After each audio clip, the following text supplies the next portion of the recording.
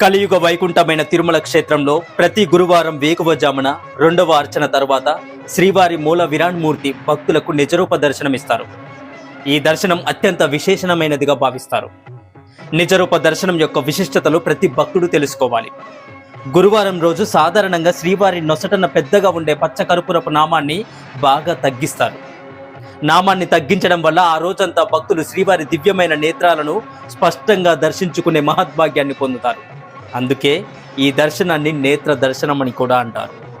ఆ రోజు స్వామివారికి విలువైన ఆభరణాలకు బదులుగా కేవలం పట్టు దోవతిని ధరింపజేస్తారు. కిరీటాన్ని తీసి తలపాగలాగా పట్టు వస్త్రాన్ని చుడతారు. గురువారాన్ని శ్రీవారికి అత్యంత ప్రీతికరమైన రోజుగా భావిస్తారు. ఆ రోజు ఆలయంలోనే కాదు, తిరుమల పరిసరాల్లో కూడా సిబ్బంది చిన్న తప్పు చేయడానికి కూడా భయపడతారు. ఎందుకంటే పుణ్యకార్యాలు చేసేవారికి ఆ రోజు స్వామివారు నిజ రూపంలో కనిపిస్తారని, వారి కష్టాలను తీరుస్తారని